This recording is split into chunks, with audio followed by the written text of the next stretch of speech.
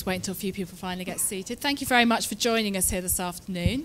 We've got stiff competition across the way. I think we're all running against Boris Johnson, the Mayor of London, in the race to run the capital. So thank you for joining us for some interesting insights right around the other side of the globe over in Asia. My name's Andrea Carpenter. I'm director for ANREV. ANREV is the Asian Association for Investors in Non-Listed Real Estate Vehicles. We're a non-profit organisation that brings together investors, fund managers and other participants in the non-listed funds industry to ensure that the industry is transparent, there's enough research and good governance around those funds. And we have around 108 members now in the region and growing. I'm very pleased to see some of our members here on the stage and a few in the audience today. We're going to be discussing capital flows this afternoon from Asia and really what's going to happen to Asian capital flows both within the region and also what can we convince them to come to Europe and other parts of the world. First, I'm going to ask my panel to introduce themselves this afternoon. I'm going to start with François. You'll find out who the mystery man is somewhere along the way here. So François, maybe I can start with you. Okay, my name is François Trausch. I look after the real estate business for GE Capital Real Estate in Asia Pacific. I moved to Tokyo, which is our headquarters for Asia, a little bit less than a year ago. Prior to that, I had various responsibilities for GE in Europe for the last 15 years, mainly in France and Western Europe. Now, GE Capital Real Estate is a global real estate manager and investor. We have been, investing on behalf of GE for the last 25 years. Over the last couple of years, we basically developed a strategy to invest also for third parties and now are in the investment management space, and therefore looking forward maybe to become a member of ANREV, Andrea. Application forms out the door. Yamashita-san, maybe you could give us a bit more background about yourself. Yes. Hello? Yes, that one is working, yeah. The mic is on. Okay. Yeah. Hello, my name is Satoru Yamashita. I work for a company called Mitsui Fudosan Investment Advisors, which is the third-party private equity fund management, asset management company within the Mitsui Fudosan Group, which is one of the largest real estate-related companies in Japan. I've been with this company for almost 7 years now, and I've been mainly in charge of helping out global institutions on making real estate investments into Japan. But for this panel, I would like to talk on behalf of my Japanese institutional investor partners. Thank you. Jin So. Hi, my name is Jin So. I'm working at the Samsung Fire and Marine Insurance Company. It's one affiliate of the Samsung Group, and I think the affiliate is more famous, Samsung Electronics. We have been taking some active roles in the real estate investment in Korea. However, we'd like to expand our exposure to the overseas market, and I'm in charge of the all overseas investment right now in my company. Today, I'd like to talk about our appetite for the international investments. So I'd like to tell you about why we would like to go there, and also what kind of preference we are looking for in overseas investment. Thank you. And Hans, reveal yourself. The mystery man reveals himself. My name is Hans Vrensen. I'm a global head of research at DTZ. We have a department of about 70 people that do full-time research around the globe at DTZ. And the reason why I'm on the panel, I think, is because we have actually, the majority of those 70 are in Asia Pacific. Asia Pacific is a very, very big focus for DTZ, especially in China. And so happy to share our views from research on the region. Thank you very much. So as you can see on the panel, we have both lots of experience from the region and also a couple of panelists who can give us global views. So I'm going to encourage you to ask questions. If you want to do so at any point in the panel, please let me know. We'll also have a good halfway through, I'll see if there's any questions, but do interrupt if you have anything before then. I mean, Hans, maybe I can start with you. As you say, from a research perspective, you have a lot of information about capital flows around the world. Have you seen any capital flows changes within Asia or coming to and from Asia in the last couple of years? Well, yes, of course, there's been, since the financial crisis set in, there's been massive changes. I think the first reaction when there's a big crisis like what we've experienced is for people to go back to their home markets, and so we saw a real decline in cross-regional investment flows in particular. And so we have a publication called Money into Property, which we're now working on again. Last year when we presented this, we noted there was a 87% decline in that cross-border investment from 2008 to 2009. Now I think for 2010 what we're going to see, and even though we haven't fully crunched the numbers quite yet, is for that to slowly start lifting again, where the decline is going to be reversed. So we're seeing this out of the 2010 transaction volumes as well. Volumes are back up, certainly in Asia Pacific, China, and some of the other markets are quite strong. And so we see a recovery, but also what we're seeing a recovery in inter-regional transaction flows, and that's a very positive feature of what we've seen in 2010, and we expect that to continue in 2011. And is that something you weren't seeing before the crisis? You were seeing flows in and out of Asia, but not within the region? No, we were seeing that as well. I mean, I think the inter-regional flows are probably going to be bigger going forward, because a lot of the big players in the region weren't really going outside of the region quite yet. We are seeing now a lot more of that. Of course, the opportunities are very attractive, especially last year we saw very attractive opportunities. This is something that we measure in our fair value index, which we launched last fall. And so if we look at the fair value index, it measures attractiveness of markets globally. And of course, both in Asia Pacific as well as in Europe, we saw very attractive markets last year. Interestingly enough, we are seeing some of the capital flows correcting that. I mean, the market is self-correcting in a way, and we're seeing some markets now being less attractive than they were 12 months ago, quite significantly so, actually. Good. Yeah, and we'll come on to specific markets as well a bit later. Now, François, I think you've also got some views on some of the capital flows into Asia as well, and some of the work that you've done within GE on that. Yeah, I do believe that we are currently in a unique opportunity. I see it in my case, you know, where can I add value coming over from Europe and now being in Asia, and it is indeed to bring Asian money to European assets and bringing European money to Asian assets, and we really see that flow. Is it balanced, or is there one way going more than the other? It's probably still more European money going to Asian assets to start with, and you can understand why. You know, Asia nearly had no recession, and people do believe the growth story. You know. We recently closed a fund for Aberdeen to basically buy residential assets in Japan. So that's a good example as well. Even in countries which have slow growth, you know, there is an interest, obviously, to invest in Asia because the headline is so good. The reverse is true as well. You know, Asian money going to Europe, and why would that be? You know, the growth prospects in Europe are much slower. I think our house view is that, you know, it's going to take many more quarters to the peak this time around than the last downturns in the 1980s or 1990s. But, you know, to get safe and secure investments, you know, Europe remains a good place to invest.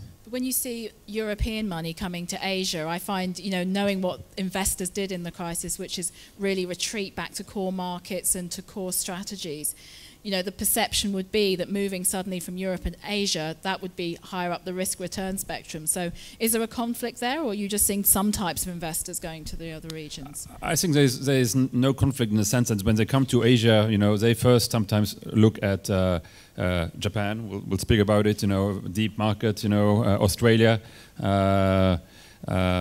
then maybe Singapore, and then maybe China. So in that sense, you know, they do first focus on those countries which offer, you know, a lesser risk profile.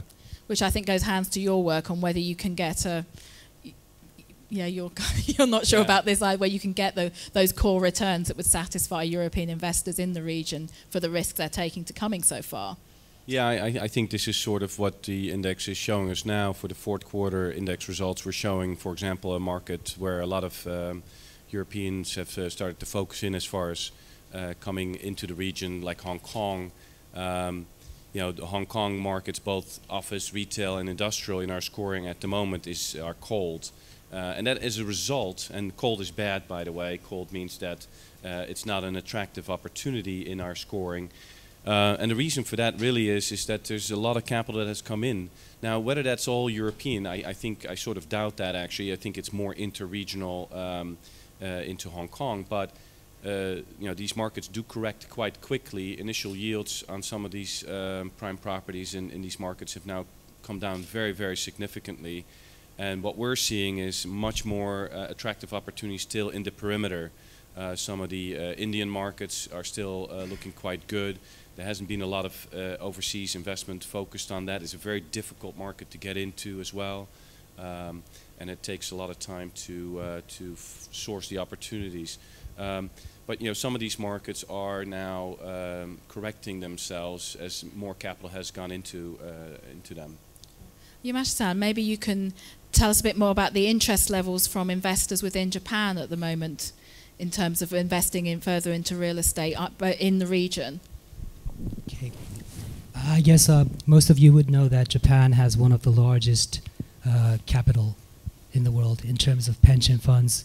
The Japanese pension funds are in total over $3 trillion.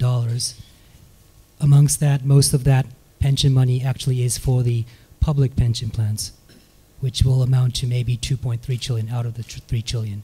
The remaining 700 billion or so will be the corporate pension plans.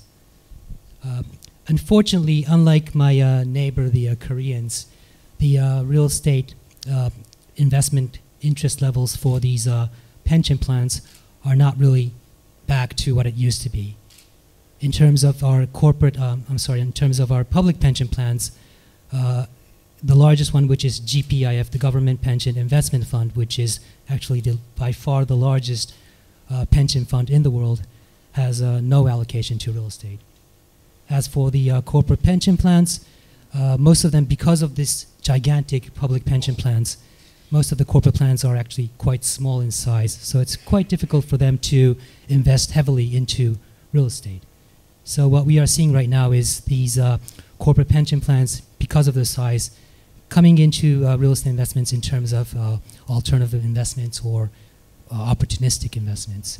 Do you see the government pension plans looking at real estate and thinking that might change in the future? Because that would obviously be a big shift in the market. Yes, I think what will really change the Japanese investment will be the corporate, the public pension plans investing into real estate. But unfortunately, right now, we are not seeing that movement come into action.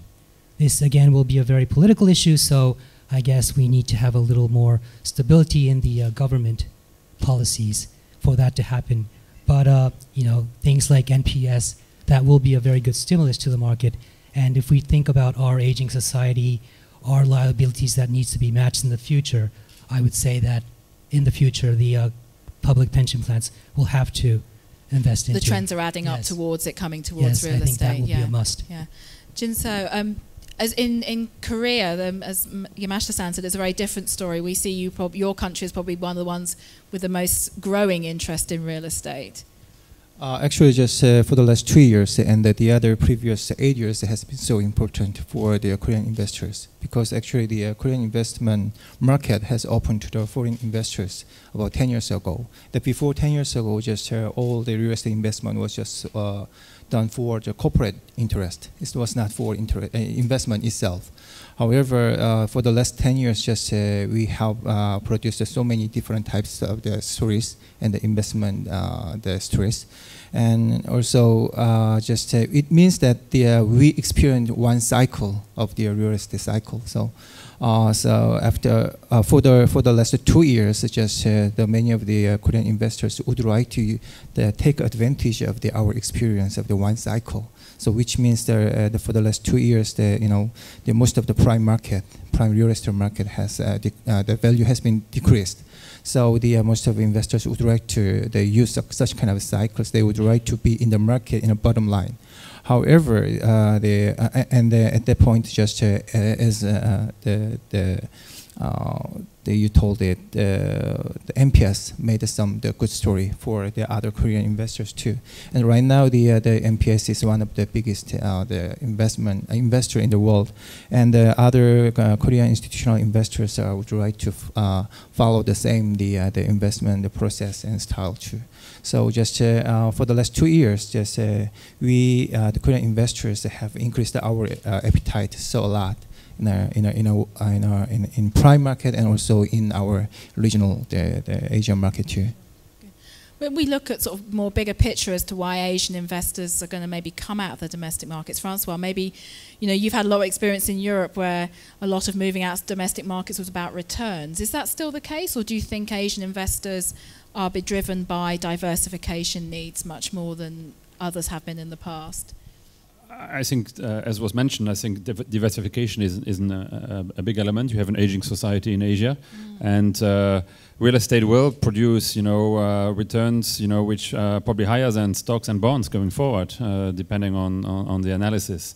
So I do see a lot of sense for them to go into alternative investments, and then real estate, has to be a portion of it. And I have to say, we are a global advisor to NPS. We have been in Korea for many years, and it's really interesting to see how NPS first started by doing investments domestically in real estate. That was, and then going overseas in a very focused manner, and.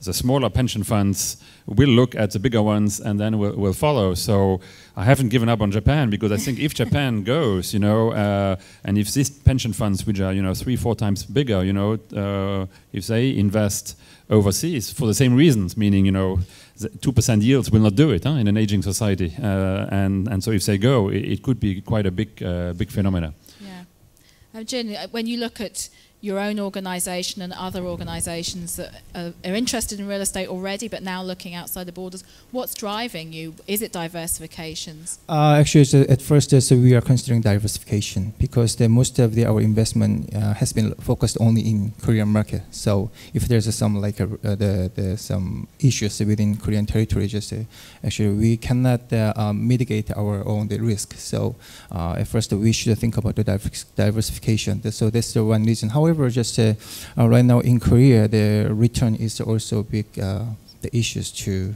Korean investors. So right now the property level, yield rate is really low, and so if we go to the markets, we can get a higher return. So it's also very important issues. However, what I want to say is that the diversification is more important issue to Korean investors. And would you agree with François that the larger companies have led this, and now you're learning from their experiences of going? Yeah, sure, it's very important thing to do. Yeah.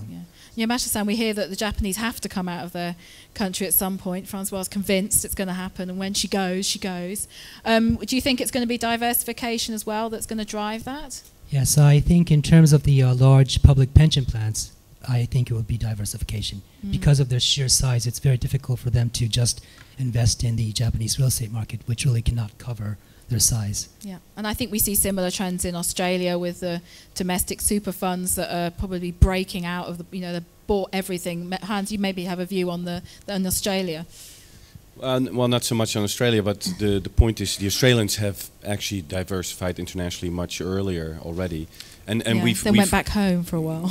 Well, and you show this ebb and flow is what we see, right? The Japanese, for those of you old enough to remember, they bought America, and at the height of the boom, this sort of historical international diversification we've seen from other players in the past, including the British, the Dutch, not so much the Americans. Although with their opportunity funds, you could claim that actually they are global players anyway. And this is a point that I was going to make, which is that a lot of pension funds do diversify through their investments in globally orientated funds.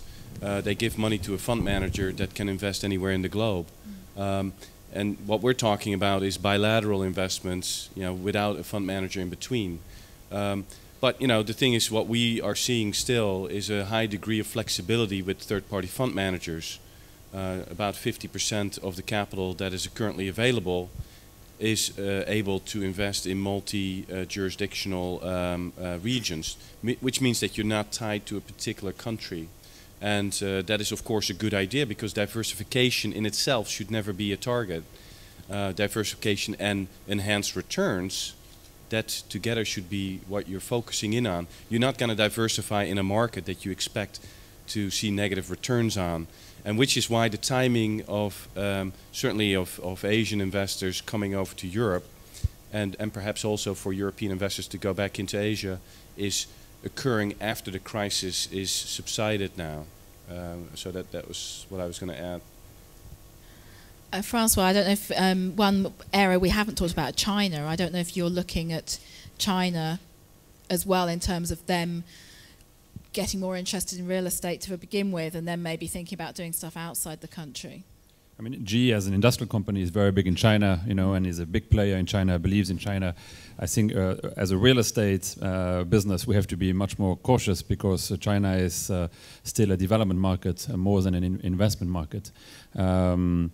But I think what's interesting in China, in my view, is not so much what you can buy in China and you have to compete with everybody else.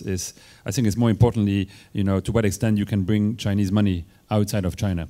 And I think you mentioned that Chinese investors, institutional money is now allowed. For example, insurance companies are now allowed to buy real estate. It was a 10-year process to get this allowed. Okay, so things will not go fast, but I think over time, Chinese investors will invest overseas. Today they're not allowed to do it. Individuals can. They can do it sometimes through Hong Kong, but institutional money is not allowed to do it.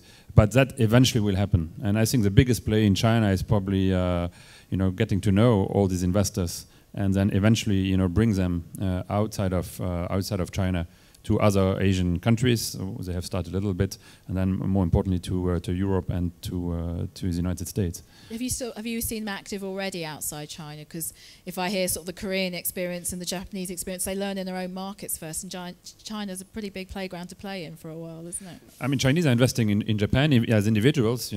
Private money is buying both resorts, I'm being told, and residential. It's difficult to get really data, because it's more individual money investing. It's not institutional money yet. Okay. Because I think the change on the insurance companies was only late last year, wasn't it? So it's going to be a while before they come into the market.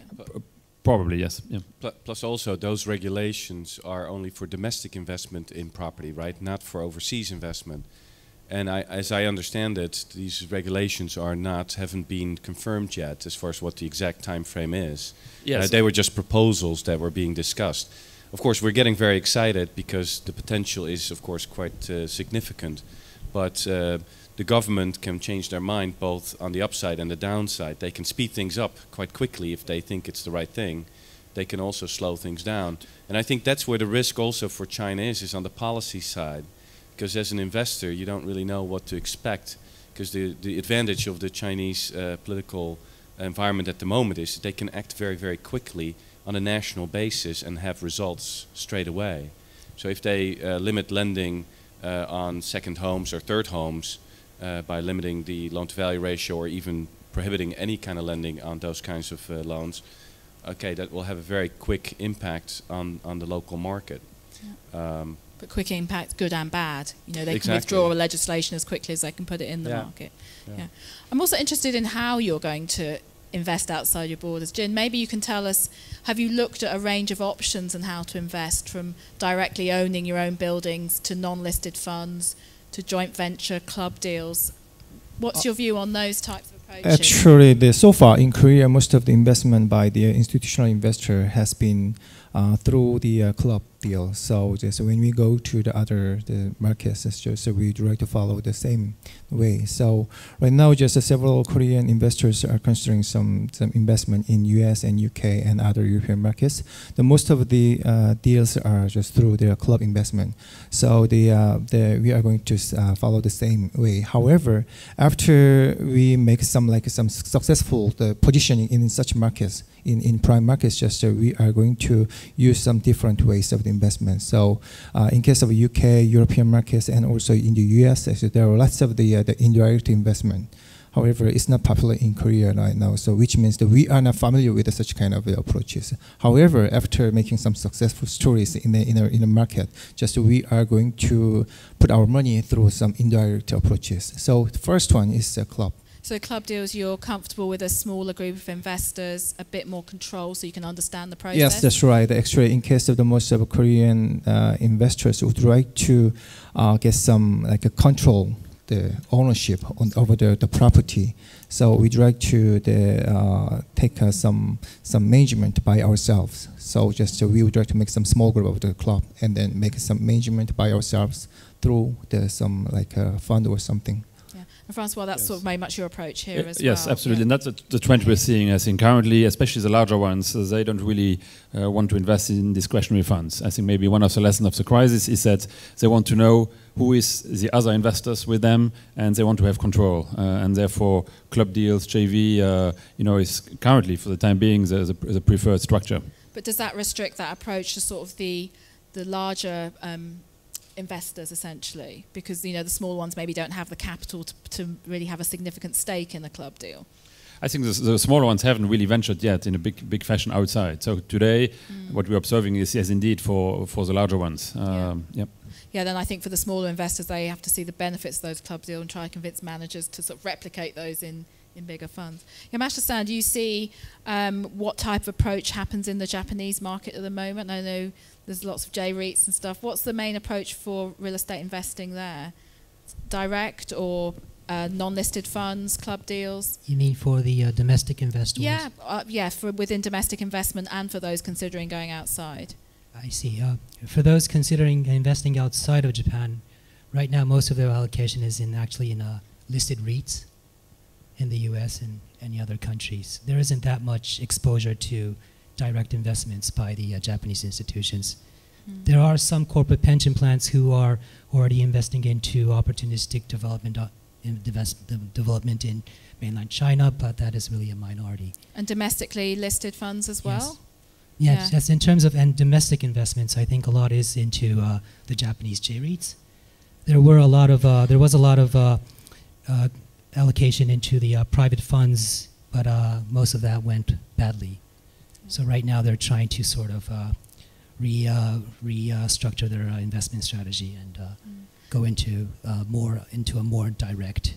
Do you see fund managers looking to approach investors around non-listed funds or club deals? That approach. Yes, I think that is happening. Yes, because a lot of the Japanese institutions know what can happen if you invest into a discretionary fund. Someone mentioned earlier it's about knowing who you invest with. Hans, I think it was you. Jin, when you invest, are you keen to invest alongside Korean investors? Are you going through a process of trying to look at European investors that you're comfortable with, other Asian investors? What's your view on who you'd like to be with in a fund or a club deal? So what we are looking for is a kind of I think we have some common preference among the club members. So it's not like a formal members. However, just we have some like 5 or 6 the club members in our countries. So I think those 5 or 6 can make some their investment in overseas market. And I think just when we go there, just we have our own preferences. So, however, it's not actually it's not understood. The sellers or the asset managers in such markets do not know well about our preferences. So just when you go there, just usually we talked about our preference, and so yes, we have some understandable preference among the club. But you think if you looked to invest in Europe, would you look to invest alongside European investors who knew the market well? Yeah, and see the so benefits just of that? actually, so when we go there, just it's possible. We are so flexible, and I think the most of the club members think the investors who is considering the club investment is also consider some co-investment with the investors alongside with the investor from the each market too. So yeah. François, do you see the investors mixing in terms of, is it Asian investors like to do club deals together or with Europeans? Do you see the... I haven't seen a lot of a mixture of investors, European and... early days for that maybe. Yeah, I mean, if I take our own example, we're investing with Aberdeen in Japan. So, the important thing is for the manager, it's the capacity to co-invest. You know, that's really expected now, much bigger amounts than maybe in the past. So I think at the end of the day, you have to agree on the duration, the length of your investment, because that's really, you know, where sometimes people can have different expectations. You do invest for 10 years or invest for 5 years can make a, you know, a huge difference in the approach. Okay, yeah. So in our case, you know, it's a 50-50 investment in multifamily in Japan, and we agreed on a sort of a 5-year hold period. So they're not really core, but maybe, you know, more value add. Being aligned on the exit strategy. Yes, at the end of the day, that's one factor, you know, which can drive people apart.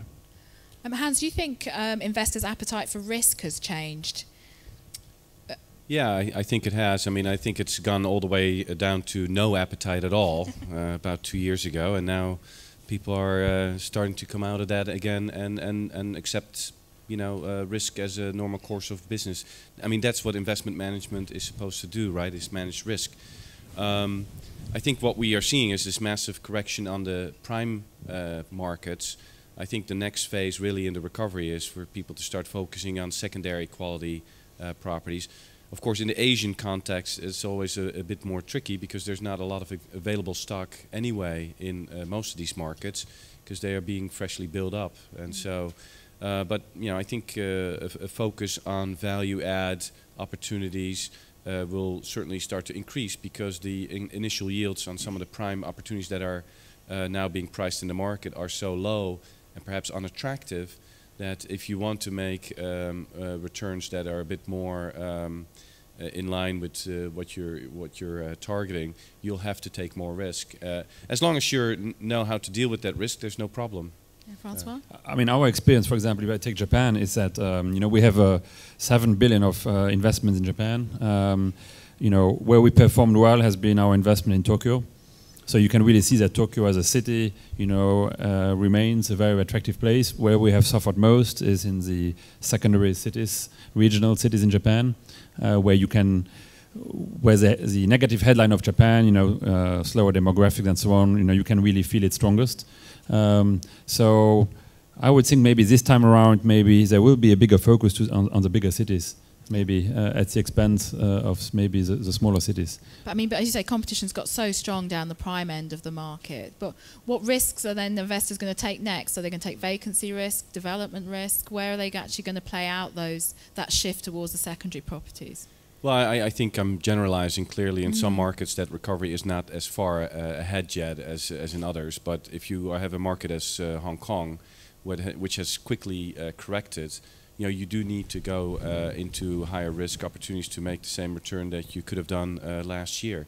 In Tokyo, maybe Tokyo is a bit more delayed, and there's still plenty of opportunities on the prime side where you don't need to yet go into value add and maybe stick with the bigger cities. These recoveries are not uniform throughout the region, and you know, that's maybe the point to make. But we are starting to see more people focus on that secondary element in the market.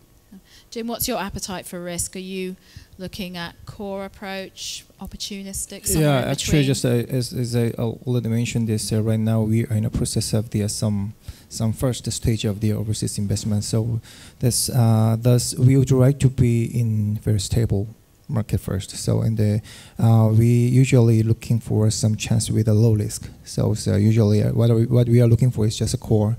And then sometimes it's core plus, so in a prime market. So, however, just if actually just in our case we have some appetite for our own corporate. So actually just in case of the Samsung, we have so many businesses in overseas in many different countries. So sometimes in the emerging market too. So like such as Brazil and India, China, or any other countries too.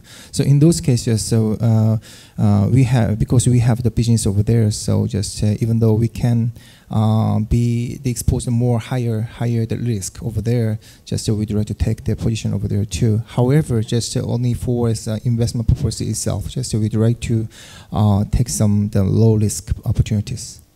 And Yamashita-san, in Japan, what's the appetite at the moment for risk? Was there a similar shift back to core approach in the last few years? Well, I guess right now for most of the Japanese institutions, the appetite for risk is very low. Yes. Actually, you know, for some of these pension funds, it's actually zero. Does that give an opportunity for others to come into the market, though? Do you then see international players come in? Yes. GE? I guess Tokyo is one of the few, or maybe the only market in Asia as a large global city which really has not seen the recovery of the real estate market. We are still in the bottoming phase. And because of this very low appetite for risk by the domestic institutions, I would say that this might be an interesting timing for foreign institutions to come into the market in terms of real estate investments. François, would you agree with that? I would concur. You know, rents went down 45%. So, you know, for sure, coming back into the market in what is one of the most liquid real estate market in the world still, okay, I think probably makes sense. No, you have to be, you know, careful that the buildings you are buying, the rents are back to market, obviously, but if that's the case, it's probably, the timing is probably good, yes. But like everywhere else in the world, you know, when you target these sort of core investments, you know, a lot of people are chasing few products, so you know, it's not necessarily so easy to buy it. No, just to give a contrast to that, rents in Hong Kong went up 34% in 2010. Not good when you were looking for office space. We're about halfway, just over halfway actually. Has anyone got any questions in the audience? I'd like to invite any comments or questions for the investors here. They've come all this way. Jeremy, I think we have a microphone here. Thank you. The panel's addressed the major markets of Asia, but nobody's yet mentioned India. Does that mean that there is very little interest in India, or is it just that we haven't raised the topic yet? A general question. I spent a week in India 2 weeks ago just to make an assessment. We had been investing in India in business parks together with a Singaporean-based company called Ascendas, and we successfully exited the investment when they listed their India investment in the Singapore in a listed vehicle. Then during the global financial crisis, you know, we closed our office in India. So in retrospect, maybe it was a bit short term. I don't know. I just don't see the same. You know, I think what's driving. If I contrast maybe to China, India is probably where China was 15 years ago, and it doesn't mean that India will be there where China is in 15 years' time. You don't really know. So I think I think China has to offer two things. One, it's an investment market. To some extent, India could be there as well. But two, I think Chinese investors will invest outside of China in a big fashion eventually when they are allowed. In India, it's more difficult to see that Indian money going outside. Why would that be? Just more domestic? There's less of it. I think it's more entrepreneurial money, maybe.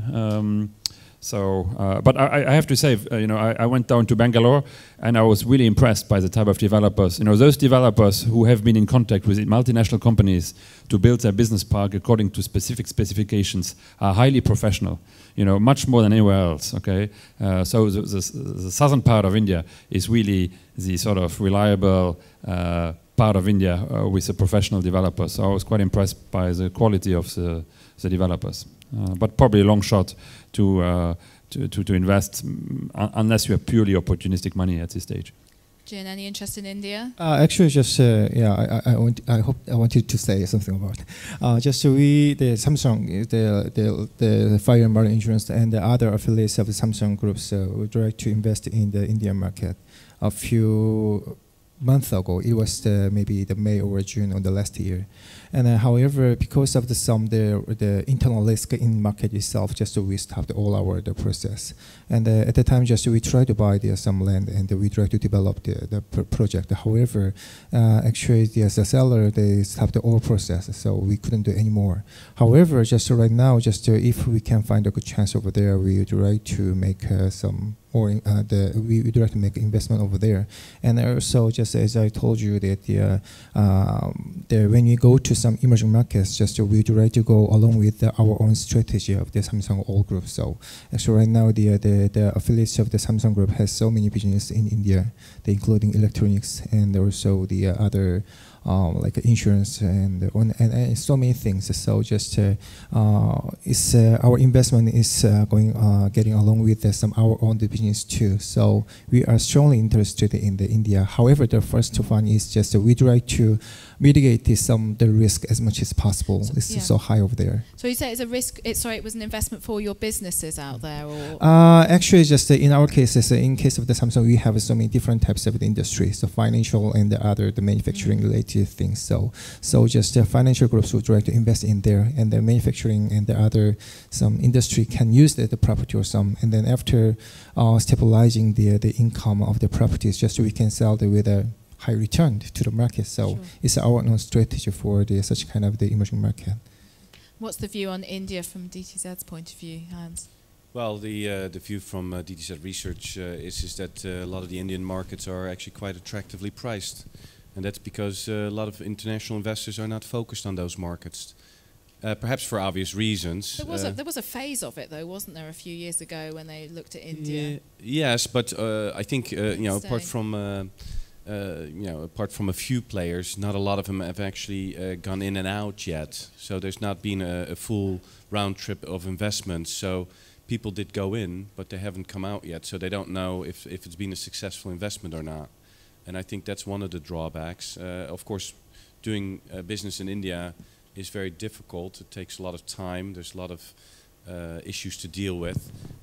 But from our point of view, based on the pricing that we see in the markets today and the fundamentals that we see for the next 5 years, we see quite a few attractive markets in India at the moment.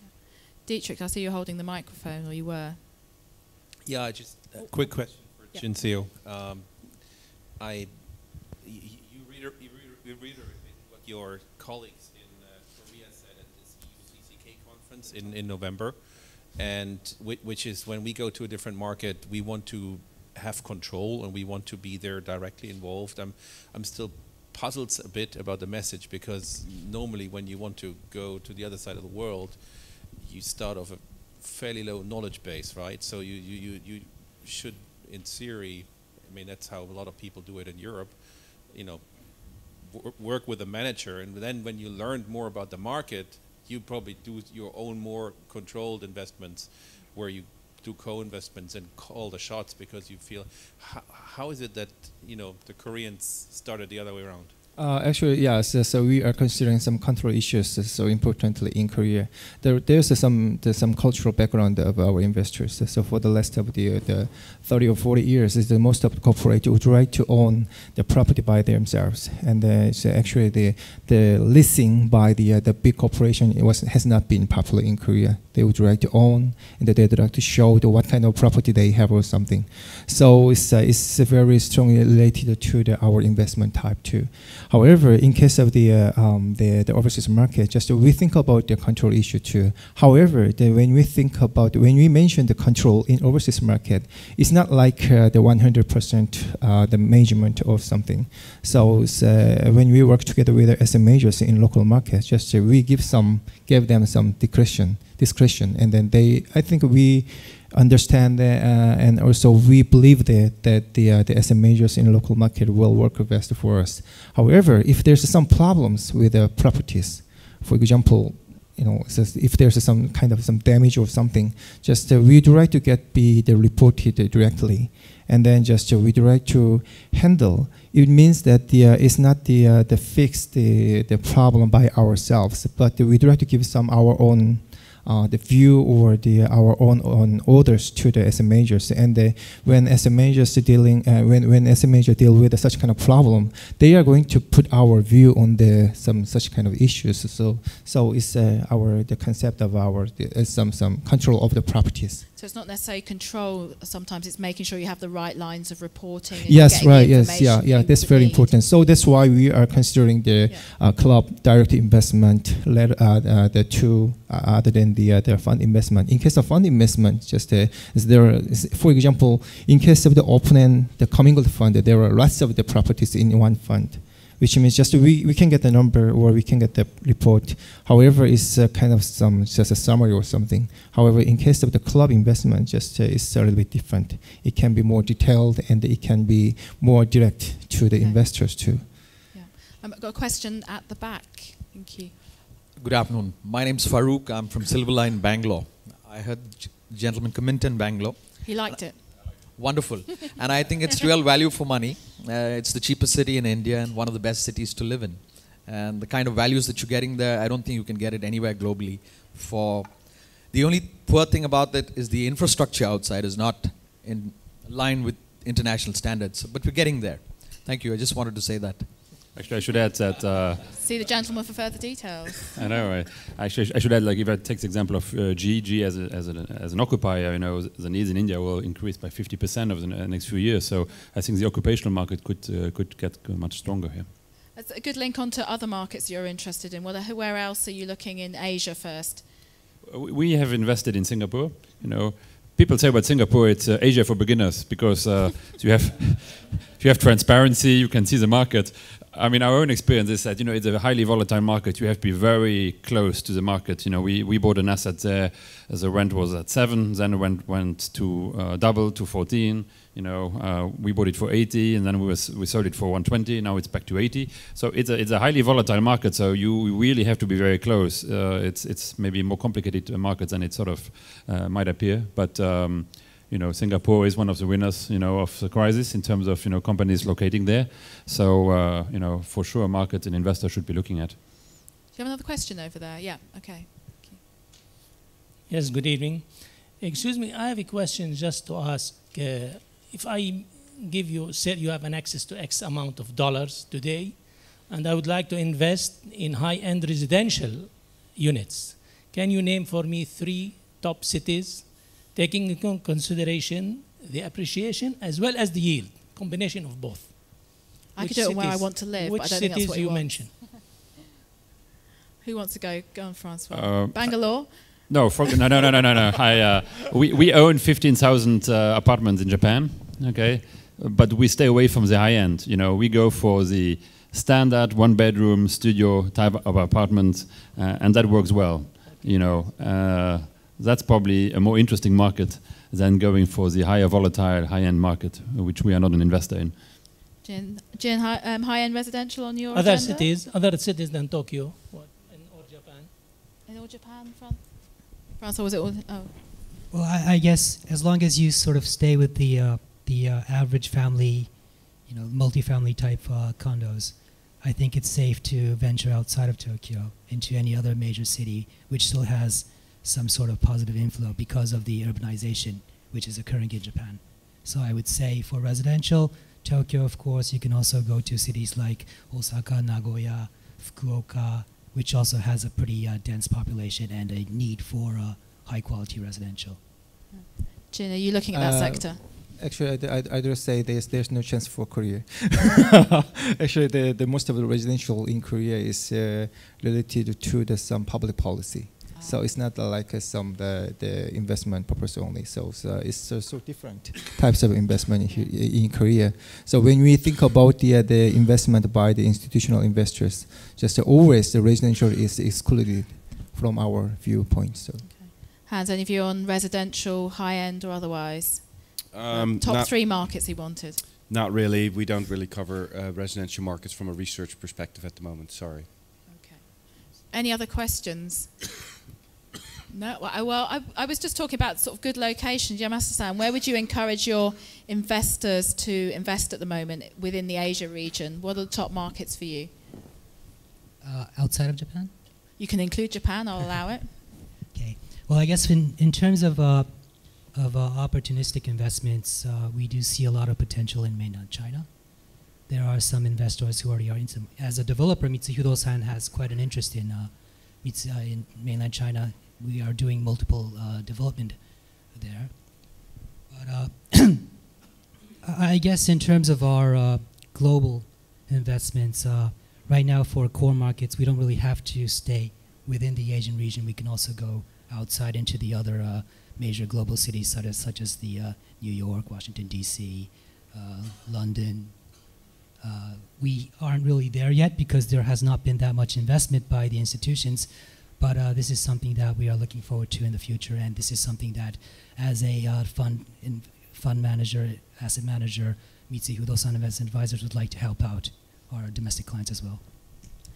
Jin, your top markets for Asia first. Where are you most interested? You're nodding your head at China. Actually, our top priority is not the Asian countries. So our top priority is in the other prime market, in the European countries and US too. So. Interesting.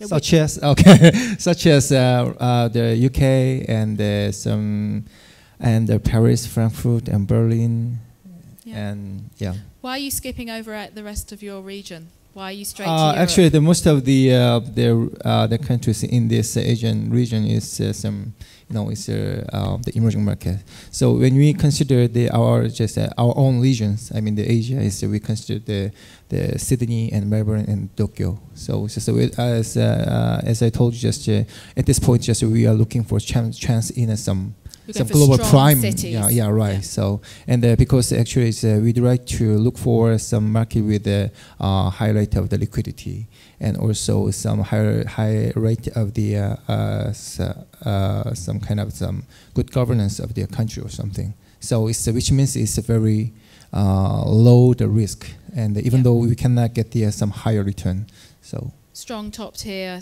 global cities, Europe first. Yes, right. Yeah, right. So this actually, frankly speaking, just before and after MIPIM, I take some trip to the Paris, Frankfurt to see some properties and to make the market research or something. So those are the priorities market.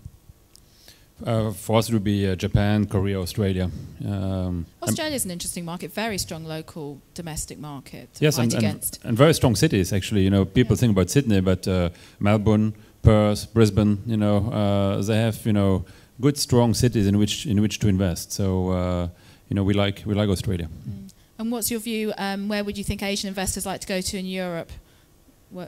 I do concur with the view that they will come to London, Paris, and selected German cities. Huh? That seems to be what investors want. And when you think about it, big cities, did pretty well at the end of the day. London and Paris, and Germany is benefiting from a strong, export-led recovery. So it does make sense to concentrate on these 3 countries and the cities I mentioned. Hans? Oh, yeah, Jim. As an audience, I'd like to ask you, François, so you mentioned about Korea, so it's included in your target market. So can I ask you the background of why you are thinking Korean market? Why would you go to Korea? Because we made lots of good investment in Korea, and we have been there for the last 10 years. We bought supermarkets, we have managed offices. Korea has also the potential to upgrade office buildings, do value-add work, because the office stock is still not to international standards. We have been able to sell assets. We have been able to prove that there is liquidity and exit. I see. You have a growing market of local pension money who is investing. So a lot of, in my view, a lot of positive aspect. Doesn't mean that the market is easy every day. We have our team who has to do the leasing. Sometimes there's challenges. To get the buildings fully occupied. Yeah. So I'm not saying it's easy, but it's a good market because it has a lot of good characteristic for an investor. Okay, I see. Hans, your view on Asian kind of markets first, and then on to Europe. Okay. Well, I expected this question, so I prepared myself. So our top 10 for Asian markets, and again, we don't really limit ourselves to the biggest markets. So the Delhi retail, Bangalore offices, as well as retail, by the way. These are all the top 10 hottest markets in Asia Pacific. Based on your price adjusted, risk this adjusted, is based on the fair value index results that I highlighted earlier, which is a relative value analysis. We also have Singapore offices as well as industrial still in our top 10 hot list. Hyderabad retail as well makes an appearance. Shanghai offices, but then also markets like Chengdu retail, Shenyang offices also appear. So those are sort of an eclectic collection of markets in a way, quite nicely represented in India as well, which is a topic of earlier discussion. The markets that we think are not hot and that we think are very challenging are particularly Hong Kong, but also, interestingly enough, after you've mentioned it, Melbourne retail and Brisbane retail we think are overpriced, and so maybe not on the office side, but on the retail side. So Taipei offices and industrial are also, in our view, overpriced at the moment. So those are markets that we would not steer a new investor into. Of course, as we always point out, there's still a good deal or a hot deal to be done in a cold market, or a very poor deal to be done in a hot market. So these are just market views and not deal-specific views. François, anywhere you're avoiding in Asia? Any markets? Well, as I said, we do concentrate on the most liquid markets, and we're very careful on those markets which are still in a development phase, so to speak. Okay, final chance for questions before we wrap up. Can I encourage any final questions? Do I have a gentleman over here? If you could just let us know who you are first for your question. My name is Baram with Heinz. None of you talked about China. I know you're investing in core and you want to escape high-risk markets. But there's a 1.4 billion people country. The panel on Asia talked earlier this morning about 18 million people going to urban areas per year. So any views on that? I mean, you are Asian investors, and China is the heart of Asia. Why not? Why come to Paris? Paris, tell us. Paris is a very nice city, as you know. We know we are investing in China very selectively with, for example, strong partners like CITIC Capital, and we, through the CITIC Fund, in which we're an investor, we're investing in a retail mall in a tier 2 city called Changsha in central China. It's a small city, 5 million for Chinese standards. It's connected by the speed train going from Guangzhou to eventually Beijing. That train goes 325 km an hour and will completely change the Chinese map. The same way, by the way, on a much smaller scale, the French TGV has changed the relationship between Paris and the regional cities. And that phenomena times 100 is happening in China. So I think anything which plays the urbanization in China probably makes sense, and retail is definitely an interesting sector. I've spoken to a couple of investors about this recently, and they say that, yes, those big picture reasons are very compelling, and this all has to happen, the demographic shifts. It doesn't make it any easier to do the work on the ground when you get underneath what is happening in those big sweeping trends. It's not because a headline is good that you are necessarily going to make money, maybe China, and it's not because a headline is not good that you are not necessarily not going to make any money. Japan is a good example. We have been very profitable in Japan over all these years. Okay, any other final questions? Okay, well, one here, sneak in at the last moment. Can we have the microphone just coming over?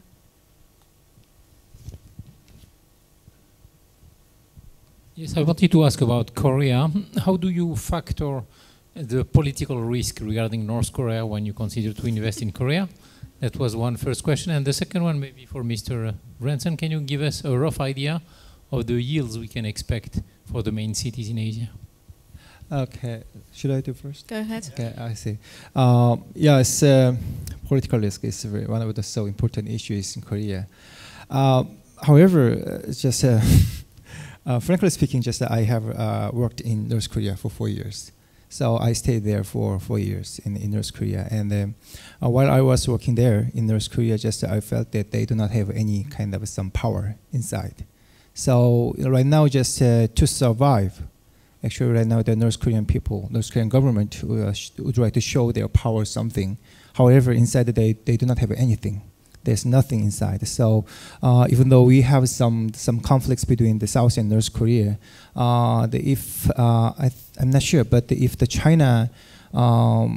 Chinese government do not help the North Korea, actually they cannot do anything. So outside the Korean territory right now, there's so many people. Some people are worried about the invest in Korean Peninsula, and worried about some political issues in Korea. However, it's nothing. So just what I can say right now is, I think there's some conflict, but it's not the rate of the high risk. So.